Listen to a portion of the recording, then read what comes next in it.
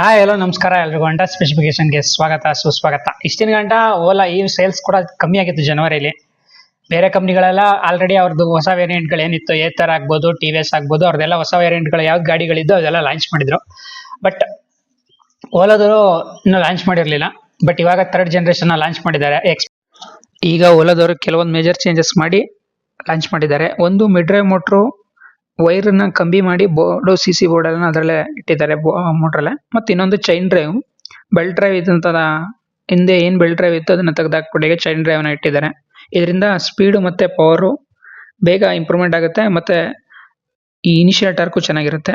ಅದಾದ್ಮೇಲೆ ಮತ್ತಿನ್ನೊಂದು ಏನಂದ್ರೆ break pad sensor. ಅಂದ್ರೆ ಲೈಕ್ ಈಗ ನೀವು ಬ್ರೇಕ್ ನ ಪ್ರೆಸ್ ಮಾಡಿದಾಗ ಅದರ ಅರ್ಜೆನ್ಸಿ ಮೇಲೆ ಅದು ರೀಜನರೇಟಿವ್ ಆಗಿ ಆಟೋಮೆಟಿಕ್ ಆಗಿ ಸ್ಲೋ ಡೌನ್ ಆಗುತ್ತೆ ಗಾಡಿ ಆ ರೀತಿ.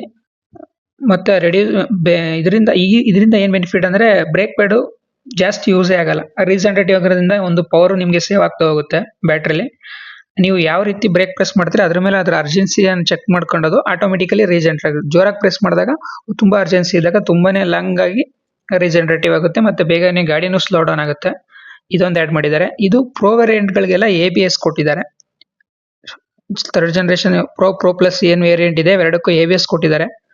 ಮೊದಲು ABS ಇರಲಿಲ್ಲ, ಇವಾಗ ಒಂದು ABS ಆಡ್ ಮಾಡಿದ್ದಾರೆ ಎರಡಕ್ಕೂ ಕೂಡ ಡ್ಯುಯಲ್ ABS. ಅದೊಂದು ಬೆನಿಫಿಟ್ ಆಯ್ತು. ಅದಾದ್ಮೇಲೆ ನೆಕ್ಸ್ಟ್ ಬೇರೆ ಇನ್ನೇನ್ ಚೇಂಜಸ್ ಇದೆ ಅಂದ್ರೆ ಬೋರ್ಡು ಎಲ್ಲಾನು ಒಂದರಲ್ಲೇ ಅಸೆಂಬ್ಲಿ ಮಾಡಿದ್ದಾರೆ. ಸಿಂಗಲ್ ಬೋರ್ಡು ಅದರ ಡಿಸ್ಪ್ಲೇ ಇದೆಲ್ಲ ಒಂದರಲ್ಲೇ.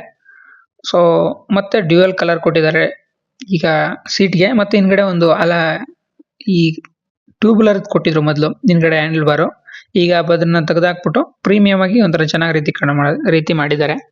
ಮತ್ತೆ ಇದು ಪೀಕ್ ಪವರ್ ಮೊದಲು ಫಸ್ಟ್ ಜನರೇಷನ್ 8.3 ಇತ್ತು, ಸೆಕೆಂಡ್ ಜನರೇಷನ್ 11 ಕಿಲೋವಾಟ್, ಈಗ 13 ಕಿಲೋವಾಟ್ ಮಾಡಿದ್ದಾರೆ.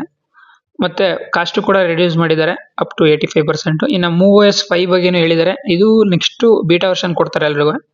ಕೆಲವೊಂದು ಮೇಜರ್ ಚೇಂಜಸ್ ಅಂದ್ರೆ ಅಂತ ಹೇಳ್ಕೊಳ್ಳೋಂಥದ್ದೇನಿಲ್ಲ. ಥೀಮ್ಸ್ಗಳು ಚೇಂಜ್ ಮಾಡಿದ್ದಾರೆ ಮತ್ತೆ ಅದ್ರದ್ದು ಭಾರತ್ ಮೋಡ್ ಅನ್ಬಿಟ್ಟು ಮತ್ತೆ ವಾಚ್ಗೂ ಕೂಡ ಕನೆಕ್ಟ್ ಆಗೋ ರೀತಿ ಕೊಟ್ಟಿದ್ದಾರೆ. ಈಗ ನಾವು ಎಷ್ಟು ರೋಡ್ ಟ್ರಿಪ್ ಮಾಡಿದ್ದೀವಿ ಮತ್ತೆ ಇನ್ ಕೇಸ್ ಮ್ಯಾಪ್ನು ಕೂಡ ಶೇರ್ ಮಾಡೋ ಆಪ್ಷನ್ ಕೊಟ್ಟಿದ್ದಾರೆ ಅನ್ಸುತ್ತೆ. ಫೋನಿಂದ ಡೈರೆಕ್ಟ್ ಮ್ಯಾಪ್ ಅದಕ್ಕೆ ಶೇರ್ ಮಾಡೋ ರೀತಿ ಮೊದಲು ಅದಿರಲಿಲ್ಲ. ಮತ್ತೆ ಎಮರ್ಜೆನ್ಸಿ ಅಂದ್ರೆ ಇನ್ ಕೇಸ್ ಡಿಟೆಕ್ಟ್ ಆಗಿ ಗಾಡಿ ಎಲ್ಲಾರ ಬಿದ್ದಿದ್ದು ಅದೇನಾರ ಆಯ್ತು ಅಂದಾಗ ಸೇಫ್ ಆಗೈತೆ ಇಲ್ವ ಅಂದ್ಬಿಟ್ಟು ಎಲ್ರಿಗೂ ನೋಟಿಫಿಕೇಶನ್ ಕೊಡೋ ರೀತಿ ಕೊಟ್ಟಿದ್ದಾರೆ. ಇದು ಮಿಡ್ಗೆ ಎಲ್ಲರಿಗೂ ಬೀಟಾ ವರ್ಷನ್ ಬರುತ್ತೆ. ಇನ್ನ S1 X ನ ಲಾಂಚ್ ಮಾಡಿದ್ದಾರೆ. ಇದರಲ್ಲಿ ತುಂಬಾನೇ ಮೇಜರ್ ಚೇಂಜಸ್ ಮಾಡಿದ್ದಾರೆ. ಮೊದಲು ಹಿಂದ್ಗಡೆ ಹಬ್ ಮೋಟರ್ ಇತ್ತು, ಆ ಮೋಟರ್ನ ತೆಗೆದಾಕಿ ಈಗ ಮಿಡ್ ಡ್ರೈವ್ ಮೋಟರ್ನ ಕೊಟ್ಟಿದ್ದಾರೆ. 4 ಕಿಲೋವಾಟ್ ಬ್ಯಾಟ್ರಿ ಪ್ಯಾಕ್ ಕೂಡ 242 IDC ರೇಂಜ್ ಕೊಡ್ತಾರೆ. ತುಂಬಾನೇ ಖುಷಿಯಾಗೋ ವಿಚಾರ. ಮತ್ತೆ ಅದು ಅಲ್ಲದೆ ಹಿಂದ್ಗಡೆ ಒಂದು ನನ್ಗೆ ಇದ್ರಲ್ಲಿ ಬೇಜಾರಾಗೋ ಹಿಂದೆ ಡ್ಯೂಯಲ್ ಸಸ್ಪೆನ್ಷನ್ ಇತ್ತು ಹಿಂದೆ, ಅದು ಸಿಂಗಲ್ ಸಸ್ಪೆನ್ಷನ್ ಆಗಿದೆ. ಯಾಕಂದ್ರೆ ಇದಕ್ಕೂ ಕೂಡ ಮಿಡ್ ಡ್ರೈವ್ ಮೋಟರ್ ಕೂರಿಸಿದ್ದಾರೆ. ಹಬ್ ಮೋಟರ್ನ ತೆಗೆದಾಕಿದ್ದಾರೆ. ಯಾವುದೇ ಈಗ ಹೊಸ ವೇರಿಯಂಟ್ಗಳು ಯಾವ್ಯಾವ್ದು ಲಾಂಚ್ ಆಗಿದೆ ಅದ್ರಲ್ಲಿ ಯಾವ್ದ್ರಲ್ಲೂ ಇಲ್ಲ. ಮತ್ತೆ ಮುಂದೆ ಕೂಡ ಡಿಸ್ಕ್ ಬ್ರೇಕ್ ಕೊಡ್ತಿದ್ದಾರೆ ABS. ಖುಷಿಯಾಗೋ ವಿಚಾರ. ಅದು X ಪ್ಲಸ್ ಕೂಡ ಕೊಟ್ಟಿದ್ದಾರೆ. ಡ್ರಮ್ ಬ್ರೇಕ್ ಬರೀ ಹಿಂದೆ ಮಾತ್ರ ಇರುತ್ತೆ X ಅಲ್ಲಿ. ಮತ್ತೆ ಪ್ರೋ ಪ್ಲಸ್ ಅಲ್ಲಿ ಡ್ಯುಯಲ್ ABS ಸಿಗುತ್ತೆ. 5.3 kilowatt battery backup, 141 kilometre top speed with wire technology brake. ಮತ್ತೆ 0 to 40 ಜಸ್ಟ್ 2.1 ಸೆಕೆಂಡ್ ಅಲ್ಲಿ. ಮತ್ತೆ IDC ರೇಂಜ್ 320 ಕಿಲೋಮೀಟರ್ ಕೊಡ್ತಾರೆ. ನಿಂಗೆ ಹಬ್ಬ ಅಂದ್ರು ಎತ್ತ ಹೋದ್ರು 240 250 ಕಿಲೋಮೀಟರ್ ಬರುತ್ತೆ. ಈ ಪ್ರೋ ಪ್ಲಸ್ ವೇರಿಯಂಟ್ ಅಲ್ಲಿ ಎರಡು ಬ್ಯಾಟ್ರಿ ಪ್ಯಾಕ್ ಸಿಗುತ್ತೆ. ಒಂದು 5.3 ಕಿಲೋವಾಟ್, ಇನ್ನೊಂದು 4 ಕಿಲೋವಾಟ್. ಮತ್ತೆ ಇದು ಬಿಟ್ಟು ಇದು ಕೂಡ ಡ್ಯುಯಲ್ ಕಲರ್ ಸಿಗುತ್ತೆ. ಮತ್ತೆ ಡ್ಯುಯಲ್ ABS, ಡ್ಯುಯಲ್ ಸೀಟು, ಮತ್ತೆ 13 ಕಿಲೋವಾಟ್ ಪೀಕ್ ಪವರ್ ಇರುವಂತ ಮೋಟರ್ ಕೊಡ್ತಾನೆ S1 ಪ್ರೋಲಿ.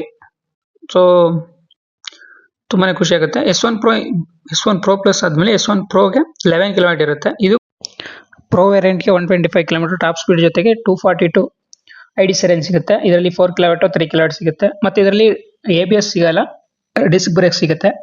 ಇನ್ನು ಪೋರ್ಟ್ಫೋಲಿಯೋ ನೋಡುತ್ತೆ ಅಂದ್ರೆ X plus, S1 Pro plus ಇಷ್ಟು ವೇರಿಯಂಟ್ ಇರುತ್ತೆ. X1 ಪ್ಲಸ್ ಮಾತ್ರ 4 ಕಿಲೋವಾಟ್ ಇರುತ್ತೆ. S1 Pro ಕೂಡ 3 ಕಿಲೋವಾಟ್ 4 ಕಿಲೋವಾಟ್ ಇದ್ರೆ ಪ್ರೋ ಪ್ಲಸ್ ಅಲ್ಲಿ 4 ಕಿಲೋವಾಟ್ 5 ಕಿಲೋವಾಟ್. ಮತ್ತೆ ರೋಡ್ ಸ್ಟಾರ್ X ಅನ್ನ ಇವರು ಫೆಬ್ರವರಿ 4ನೇ ತಾರೀಕು ಲಾಂಚ್ ಮಾಡ್ತೀವಿ ಅಂತ ಹೇಳಿದ್ದಾರೆ. ಈಗ ಪೋರ್ಟ್ಫೋಲಿಯೋ ಪ್ರೈಸ್ ನೋಡಿದ್ರೆ ಟಾಪ್ ಪ್ರೈಸ್ ಬಂದ್ಬಿಟ್ಟು 1,70,000 ಪ್ರೋ ಪ್ಲಸ್ 5.3 ಕಿಲೋವಾಟ್ಗೆ. 2 ಕಿಲೋವಾಟ್ Xಗೆ 70,000 ಇದೆ.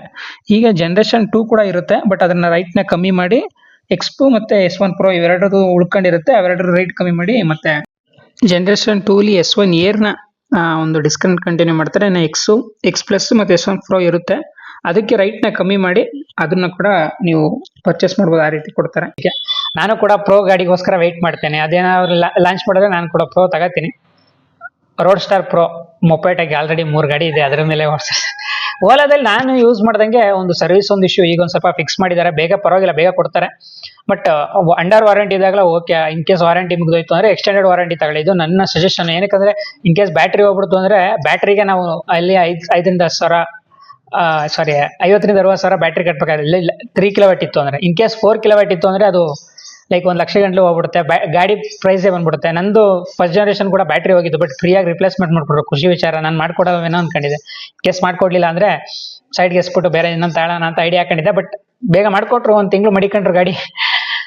ಸರ್ವಿಸ್ ಒಂದು ಇಂಪ್ರೂವ್ಮೆಂಟ್ ಆಗಿದೆ. ಬಟ್ ಅದೇ ಗಾಡಿ ಕೆಲವು ವೆಯ್ಟ್ ಅಂತೂ ಕಮ್ಮಿ ರೆಡ್ಯೂಸ್ ಮಾಡೇ ಮಾಡ್ತಾರೆ, ಅದಂತೂ ನಿಜ. ಫಸ್ಟ್ ಜನರೇಷನ್ಗಿಂತ ಸೆಕೆಂಡ್ ಜನರೇಷನ್ ವೆಯ್ಟ್ ನ ರಿಡ್ಯೂಸ್ ಮಾಡಿದ್ರು. ಗಾಡಿ ಕ್ವಾಲಿಟಿನೂ ಅಷ್ಟು ಫಸ್ಟ್ ಜನರೇಷನ್ ಅಷ್ಟು ಕ್ವಾಲಿಟಿನೂ ಇರಲಿಲ್ಲ.